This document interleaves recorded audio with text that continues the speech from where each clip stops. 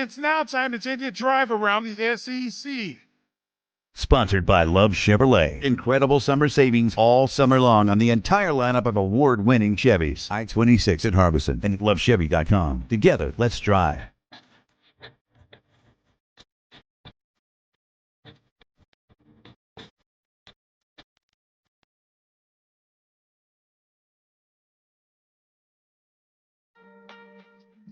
All right, it's time for the Love Chevy Drive around the SEC, presented by our friends at Love Chevy in Columbia, Ben Hoover, and the gang do an outstanding job helping you folks get the best deal on your brand new or used Chevy. Home of the $1,000 low price guarantee. Life would be better if everybody offered that. You can also check out the inventory at lovechevy.com. Start with a happy birthday, shall we? Let's start on a really positive, joyful tidbit. Kalen DeBoer. Mentioned him earlier. Jeez. Kalen turned 50 today. 50? 50 feels like 100 when you lose to Vanderbilt and Tennessee. I think he's probably aged more in the last... when you're at Bama. Yeah. I think he's aged more in the last 3 months than he did the other 49 years plus. But he's the 8th youngest coach in the SEC. He's the 66th youngest overall. It's right around the middle of the pack. Anybody know who the youngest coach in the SEC is? It's not Shane Beamer, is it? It is not. Napier? Eli. No. Close. Eli is the second youngest. Clark Lee. Okay, I knew he was He is down the there. third No. youngest. It's Beamer. what's his name? No. Mississippi State, right? That guy. Boom. Levy. Jeff Levy. Yeah, Levy. Jeff Levy, Jeff Levy. 40. Yeah. Yeah. Mhm. Levy doesn't really look as young as Levy's those a other man. guys. He's 40. Although Beamer, my wife points out every time she sees Shane Beamer, he's getting older. He's my age. Like, we're exactly the same age. So. Guys, you age when you coach. Yeah. 2 ways to age. Yeah. The Oval Office and an SEC football coach. Levy's 40, Eli's 41, Lee's 42. Those are the youngest guns. Napier 44, Elko, Heupel 46, and then there's Shane at 47. So Shane, who is still considered young by coaching standards, is actually the 7th youngest in the league. Mike Elko looks like he's 68 years old. He looks like the guy at the bar that's at the end of the bar that's like, you coming to my retirement party next week? I'm retiring early. Got the... Anyway, yeah, Elko looks a little older than that. But Yeah, I knew he He's was the young and buck, I swear, 40 years he's a old. young But buck. I mean, like, okay, so he and Kurt Signetti look like they could be brothers, and they're like 17 years old. yeah, Signetti is 64. Right, yeah, right. Yeah, That's crazy. Yeah. It's You nuts. know, In fact, if you were an alien and you had a picture of Nick Saban, Kurt Signetti, and Mike Elko, you're like, these are 3 brothers. They're only 4 years apart. You're like, absolutely, I compute that. you see Nick now on game day. He looks younger now. He's refreshed. Yeah, he looks so much healthier. Not a Oh, care in the world. He's happy. He's making jokes. Last season, it was the first time you could tell it's kind of getting to him, It was getting to him. and but now he's like, Yeah. Nick Saban is timeless. Oh, he is happy as can be. Life is good. He's got his place in Jupiter. He's got his lake house. Him and Miss Terry, as he likes to say, doing very well. Just enjoying the high life. I don't know, how old is Nick now? 70? What? I'm not sure what Nick is, but anyway, 72. he's never looked better, and you can just tell he's Right. like, Yeah, I left 72. at the right friggin' time. By the way, the 2 Right. oldest coaches in the SEC. Mark Stoops is probably one. Yeah, Stoops has got to He's be been up there there. the longest. And Brian Kelly is Brian definitely. Kelly. Yeah, Brian Kelly. Yeah, Brian Kelly and Sam Pittman are 60. Oh, Pittman. Oh, forgot about the pit balls. Six-pack Sam. So you tell me, like, physically, like Mike Elko or Sam Pittman. I mean, they look like. I mean, I don't know. Pittman does look a little older than Elko. I'm just. Sam hadn't gotten cheated, at the bar. No, my man, they openly talk. Well, I'm just gonna go get a cold beer. I don't know Hey, about man. you. See, if he won more, he'd be just a great coach at Arkansas. Well, he was one of the most beloved coaches in the country in that magical year too, right? I mean, everybody loved him. It just, and then all of a sudden you start losing, and now everybody doesn't love you anymore. And God forbid if you get that Tyson's Chicken guy unhappy, or It's funny how that works. if he's got a wandering eye after getting Calipari, he might decide he wants to get somebody else there. And I mean, we're all still buying fried chicken, right? It's more expensive than ever, but we're still buying it. So we're all putting money in Tyson's hands and therefore Arkansas's hands. Do you get addicted to big game hunting? Is that how that works? You can get addicted to big game hunting. You get addicted to We're going to get game. another big game. Yeah. It's going to be fascinating to see how Cal does in year one at Arkansas. It really is. Yeah. So the story of the weekend obviously took place in Austin, and it's what Georgia did to Texas. That's number one. By the way, they still haven't been able to block Mr. Walker off the edge. He made a lot of money. The other story, of course, is the call that was overturned. And part of that story was the reason it got overturned is because you had a delay caused by fans throwing water bottles onto the field. That's not a good look for anybody. Can we all agree on that? We don't want fans throwing stuff on the field. It's happened just about everywhere, but we don't want it. So in this type of situation, I don't know about you guys, but I think there's only one person that can solve it, and that's Matthew McConaughey. So Matthew, the minister of culture himself, he went out on Twitter and he said, "Man, that incident, that's not cool." He called it that's a bogey move. Cool. That's a bogey. You ever heard that expression? Cool. Bogey move. He That's sees new. I'm going to use it. That's a bogey move, man. He said, first off, and so this is so Matthew. It's a bogey move, brother. You guys were electric Saturday night when we hosted Georgia. Bravo. He threw in a bravo just to let you know, like, he's Bravo. about it. Bravo. Bravo, man. Bravo. Let's continue to bring it. He threw one of those in there. Even though our Horns didn't get the W, you created a measurable home field advantage. Then he continued, but let's get real about this bottle bombing the field glitch we had. So now it's time for Matthew to play parent. Bogey move. That call was BS, but we're better than that. Longhorn Nation knows how to show up, show out like no other, and still keep our class. So going forward, let's clean that kind of BS up and leave that behind us for good. We have to shake hands on that, he later added. So McConaughey, when he talks, Texas people listen. I don't think this is going to happen again.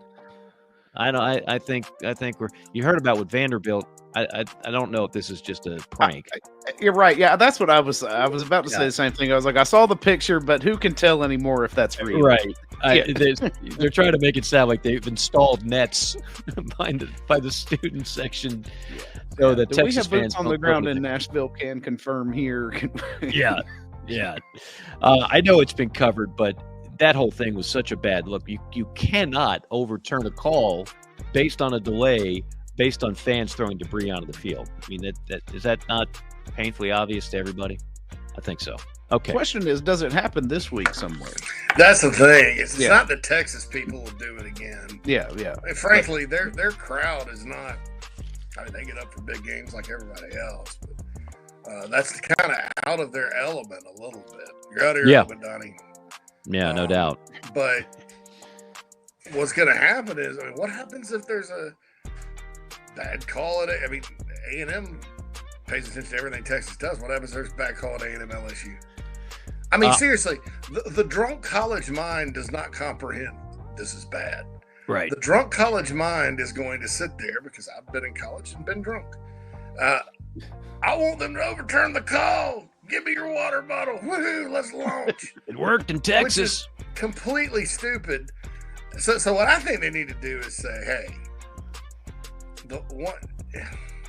but that's hard because then, okay, so here's the other, this is why this is so bad, because here's the other scenario. You know, if you say, if the water bottle hits the field, there's no review of anything. Play stands, basic call stands as it is, and you know the opposing team automatically gets penalized 15 yards. Well, then what happens if there's a call that goes for the home team? You look up at the replay and you're like, I hope they don't review this. Hey, let's launch a water bottle because the play stands. Yeah. I mean, you just look. It's dumb. It is idiotic to sit there and think that, but you know they are. I mean, look at the world we live in. There was an issue well back with like people eating Tide Pods, and this went on for like 3 months. Eating what?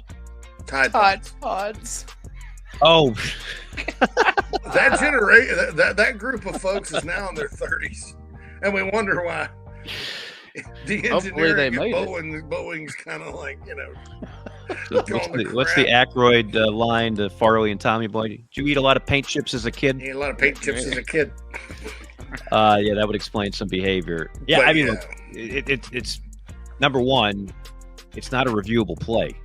Number two, you can't wait that long and then overturn. Like, there's just so many things that went wrong there. And the thing is, it was a wretched call. Like, the call was bad. They was terrible. Change it to the right call, but you can't set a precedent where you change an unreviewable play because of a delay caused by debris on the field.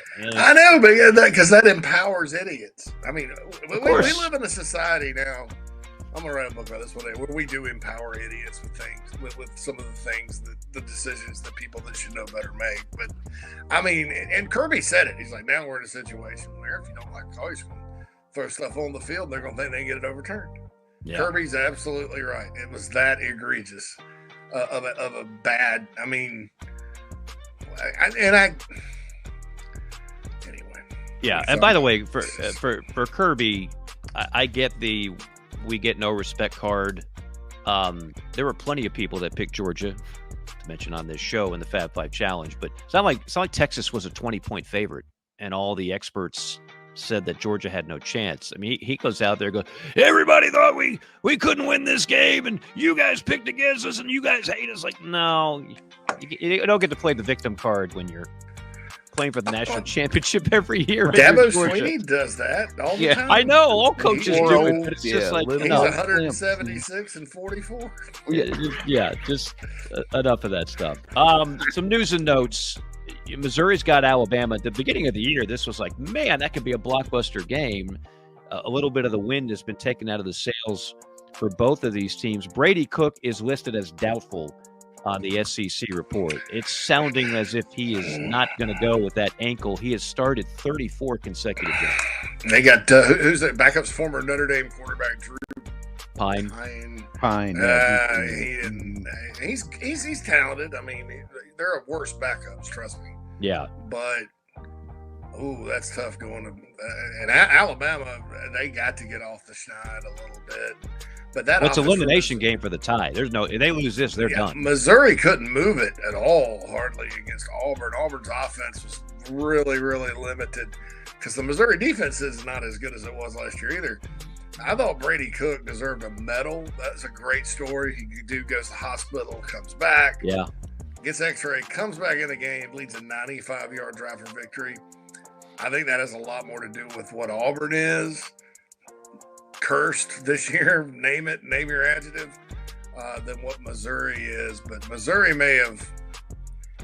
I mean, if Cook doesn't come back, I mean, you're right back to like before Cook was good with that group. I mean, I don't know what Sam Horn still play for them. I'd have to look at it, but that's tough. They've also got Nate Noel. He's out. Running back Nate Noel. He's out. So, yeah. So, I mean, they've got some issues right now. You know what I was thinking about with Brady Cook? You know what he reminds me of, if you want to make a comp? He's like the Connor Shaw of Missouri. Like, he wasn't a huge recruit. People didn't know what to make of him. Deceptively athletic, right? People see Brady Cook run. They're like, oh, I didn't know he could run. Some people did that with Connor Shaw. Doesn't make a ton of mistakes. And for the most part, Cook's been really clutch in his Missouri career, and there was no more clutch quarterback in Carolina history than Connor Shaw. So he's been like their Connor Shaw. The question is, when he's gone, what is Missouri going to look like? They've already seen the drop-off in defense. What will their offense look like post Brady Cook, who's been pretty good? If Noel's out too, that's their like Marcus Carroll, their other power back, is good. But with Noel, they got him from App State. He's electric. I mean, he's an X factor. So it's really good player. Somehow get the ball to Luther Burden somehow. Yeah. Well, so Phil, we already got the Fab Five up, right? Yeah. Live at 1. Oh. 1. So it's almost live. Yeah. So the Bama 13.5. That's kind of a gift right now because since these injuries were announced, it's gone up to 17. But we already posted at 13.5, so we don't need to change it. We'll just leave that there for you folks. Now you've got some knowledge to help you pick that if you're listening to the show. Jackson Arnold will start against Ole Miss. I couldn't believe they started Michael Hawkins. Michael Hawkins looked like he saw a ghost against Carolina's defense. Jackson Arnold isn't great, but he certainly gives you a better chance to win right now. Hawkins started against Auburn and they won, and they put him in at the end. See, this is what teams do sometimes. They put him in the end against Tennessee when Tennessee was on, believe it or not, gear down mode because Tennessee was just running up the middle. And he led the longest scoring drive with 5 minutes to go in history. I think it was like 21 plays. And he showed some wheels and did good. So he starts at Auburn. They won that game because Auburn screwed it up. And he starts at Texas, and to me, you don't give up on Jackson Arnold yet. There was a lot of talk he was going to start against Carolina, and he did come in quick. I did think Auburn is. Arnold is the better choice right now. Hawkins is sitting ready. He's just not ready. He might be the better guy in the long run, but Arnold's your 5-star guy who you've kind of based this whole offense around. Anyway, the fact that he's starting, that burns his red shirt in case they were thinking about that. It's going to be his 5th start, so there's no turning back now. You've exhausted his year of eligibility, which actually means something now because they're no longer doing COVID rules. I like Arnold to build around. Keep in mind their top 5 receivers have been out too, and they have no offensive line. I think you can build around that guy. He's got some wheels. He's got. Look here. This is Arnold's numbers: 57%, 8 touchdowns, 3 picks, 763 yards. I've seen a hell of a lot worse for a freshman. I think that was a little bit better with experience, right? Of course, that's of course. Yeah, exactly. Yeah, I think it was a little panicky, quite honestly. It's going to be interesting to see. Yeah, and the fact it lasted all that. I'll say this. It's going to be interesting to see. I don't think you can change coordinators, and the new coordinator has this huge impact in week 1. No. Because especially when you've got a guy, and Joe John Finley is actually allegedly calling the plays. Yeah, and he's the co-OC. Kevin Johns, who was Elko's coordinator at Duke, and before that he was at Memphis and did a really, really good job. He's kind of their new quarterbacks coach, their kind of assistant co-OC, right? It'd be interesting to see if the offense does show some signs of life if he gets consideration for that job. He just kind of got caught up because Elko didn't take him with him, and Mario or whatever, Manny Diaz brought in his own guy for whatever reason. And so he just kind of needed a job and latched on with Venables at Oklahoma as an analyst. And he's a good coordinator. He would make a lot of sense too because he's kind of a run game guy. I don't know. It'll be interesting to see if they turn it around, if he gets consideration, or if they do break the bank to hire Brennan Marion from UNLV. Oh, I'm getting to that. Funny you mentioned that. But of course, Seth Luttrell was the guy fired, former North Texas coach. Oklahoma right now 128th in total offense. Since you mentioned it, the 5 candidates for the OU OC job, this is according to Connor O'Gara, who we've had on JC Morgan, does a good job. Now, some of these guys are ideal names, but again, are you going to be able to poach them away? Kirby Moore of Missouri. Mike Shanahan of Indiana. Right now, that dude might win the Broyles Award, the phenomenal job he's done. Charlie Weiss Jr. of Ole Miss. No. That's a no from JC. Tim Beck from Vandy. And as you mentioned, JC, Brennan Marion from UNLV. He also threw in there for giggles the wild card Bobby Petrino. Well, where's Dan Mullen's name? Doesn't he come up for every big time OC job? Bobby Petrino could ride. I don't think Dan's taking an OC job. I don't either. No. I will say this: of those guys, Charlie Weiss Jr. would be a no. It's a no for me, dog. Until he coaches somewhere other than where Lane Kiffin coaches and has a good offense. And even at that, after Kendall Browse left Lane at FAU, Weiss Jr. comes down there for a year. They went 2-10. He leaves for another gig, I think, at South Florida. Jeff Levy comes in and they go back up to 10-2. There's just something about that guy. I don't know. No offense to his dad, who's a University of South Carolina graduate. Tim Beck, are you bringing Jerry Kill with you? Right, that exactly. Yeah. That's are we going to have the kill zone in Oklahoma? Right, I love that idea, but why not? You could outbid Vandy. I think everybody's missing the boat on Brennan Marion and his go-go offense, because whenever somebody has something new, you have a certain chunk of the football community that wants to poo-poo on it. Oh, just gimmicky. It's not going to work. It's worked everywhere it has been, and then some. And this is UNLV, which is not a great job. And he's got a defensive-minded head coach. Do you think Barry Odom would be sitting there letting him run something that's gimmick? Hell no. It works, though. It's awesome. That's what I would do if I'm Oklahoma. Maybe some of those other guys. Kirby Moore, obviously, is really good as well. I'll say this, too. I was asked, how much longer are they going to stick with Brent Venables? I said this on JC Morgan. Oklahoma's not a hopeless cause. The issue you were going to have with them going in the SEC was not offense, it was defense. Brent has built the defense into a respectable SEC unit. It's quite good, actually, for the SEC. It's easy to rebuild the Oklahoma offense. All you got to do is recruit, get in the portal, hire a great coordinator, and show them the Heisman Trophy statues out front of the stadium, and show them what you can be on offense. That they're not, and then get those 5 receivers healthy and get a line. I mean, they have the best offensive line coach in the country. I mean, I think if I'm an Oklahoma fan, I'm like, this year's going to suck.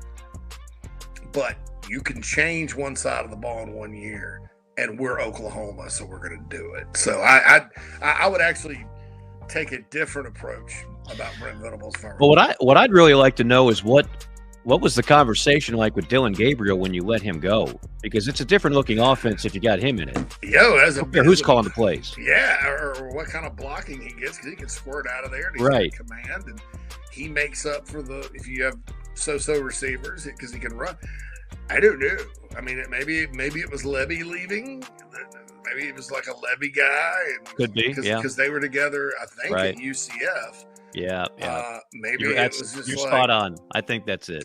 Yeah, but maybe some of the frustration with Seth Luttrell was like, Luttrell's like, I'm just going to go Jackson Arnold, kiss my ass. Well, there you go. Yeah. But regardless, I think Oklahoma's going to be fine. And they're going to be pretty good. The team that comes to Columbia next year will be completely different than this one. Well, they'll have more talent, and they won't have their entire receiving corps on the shelf and whatever. I mean, they've been able to score points for a lot of years, going back to the Lincoln Riley, Bob Stoops. This is an aberration for them. And with Venables, he's not the type of defensive-minded coach that doesn't understand you have to score. Like, there are some of those out there. Sure, he gets. Look, they won 10 games a year ago. They were won games 59-40 and crap like that. And at Clemson, he had a good defense, obviously, but if Clemson had to go win a game 49-42, they would. He's not. I mean, they went fast and threw it all over the place and went up and down the field. And if he gave up, like he did South Carolina that year, 600 yards of total offense, they won 56-35. So be it. I mean, that's he understands that, and so that's. I'm probably a little more bullish on Oklahoma than maybe most of the people. Long term. This year they're not good. This year they may not win another game, except Maine. Tennessee running back Dylan Sampson about to break one of the oldest records in Vols history. He's already got 17 rushing touchdowns. I don't know where they'd be without him, because Nico, quite frankly, has been disappointing. 2 more, and he'll break the record of the classic Gene McKever, set in 1929. I'm not familiar with Gene's work, Mean Gene, back in the day. But he's averaging 5.8. Dylan is, not Gene. Gene's not with us any longer. 838 yards, that leads the SEC. 17 touchdowns, the most by a Tennessee back since Reggie Cobb in '87. Do remember the name Reggie Cobb. How about the top 10 disappointing teams in college football up to this point? Number 1, Auburn, 2-5. Arizona, number 2, 3-4. FSU, 1-6. I would put them number 1. Yeah, that's Kansas. Yeah, they were preseason number 10. Kansas, 2-5. Ole Miss, 5-2. Michigan, 4-3. Oklahoma State, 3-4. Southern Cal, 3-4. Utah and Virginia Tech at 4-3. I read that list. I don't agree. Is there no context to this at all? I mean, It's just David Hale of ESPN.com, just top 10. Come on. Team. Yeah, I mean, saw that. look, Yeah. I could agree with him, but look, so how do you call Utah disappointing when Cam Rising gets hurt again? Right. I mean, we say it all the time, quarterback matters. And then Virginia Tech is disappointing. They're all right, so Virginia Tech got destroyed in the kill zone. In the opener, they rallied, and then they lost. Rutgers was actually really pretty good when they lost to them by 3 points. It happens. And then they got robbed of a win at Miami by the ACC office, most likely. And they've won every other game. Unless you thought the Hokies were going to be 11-1, why would they be disappointing? So I don't know that I agree with that. And anybody who thought Michigan was going to be Michigan this year is just completely out to lunch. I don't know why they're about. I think they're actually pretty good. They're 4-3 and beat Southern Cal. Yeah, that was one of mine too. I was like, how does that get on? There's no context there for that Michigan thing. Zero context. David Hill's usually better than that, but and he's an ACC writer, so I don't understand why Virginia Tech is on there at all. Yeah, nevertheless, I guess he was high on him. Latest national championship odds: Georgia now top of the list, plus 360. Ohio State second, plus 400. Oregon plus 500. You got to go pretty far down the list to find another SEC team now. Vegas is all in on Georgia at this point, which is kind of interesting because worst SEC record against the spread in conference play. Georgia's actually 1-4 against the spread. Bama's 1-3. Who's 3-0? Vanderbilt, baby. If you've been putting your stakes on Vandy, oh, you're adding a pool to your house. By golly, if you don't already have one. Finally. Updated odds. A couple of these are on the Fab Five. Bama now up to 17 against Missouri. Kentucky 2.5 against Auburn. A&M 2.5-point favorite against LSU in the game of the week. Ole Miss 20-point favorite against OU. Arkansas 6.5-point favorite in Starkville. The Van Buren boys will have something to say about that. Bama 17-point favorite against banged-up Missouri. And all right, Texas 19-point favorite against Vandy. We're going to go up to Hey, brother, hey, you man. want to go to Nashville, brother? Just throw me some rhythm. Don't be throwing me any water bottles now. I'm pretty some curious good karma about the crowd distribution at Vanderbilt Stadium. Because, like I said, 90-10. There's a ton of First of all, it's a massive fan base. Second, there's a lot of Longhorn fans in Nashville, like an abnormal amount. They've all moved there from the Lone Star State to chase dreams and country music, So there's going to be a lot of burnt orange there. I would say the overwhelming majority. Will Texas fans will gobble up the tickets and do what a lot of SEC fans do, make that a fun little road trip and little vacation in the fall. I'm heading. I got a call from 24/7 Sports today. I have to go to a meeting. Just so happens to be the Friday before Carolina plays Vandy. So the wife and I are going all of a sudden. So I'll have a little trip to Nashville. Okay, well, good. Our first date was in Nashville. So yeah, that's right. Very nice. How'd you score? First date? Yeah. You saw me. I pulled up right afterward. I was glowing. I think my comment to Mike was like, surpassed expectations. Yeah. And on that note, that does it for the Love Chevy Drive around the SEC. Maestro, take us out. Sponsored by Love Chevrolet, South Carolina's #1 volume Chevy dealer. Don't let the summer of savings pass you by. I-26 at Harbison and at lovechevy.com. Together, let's drive.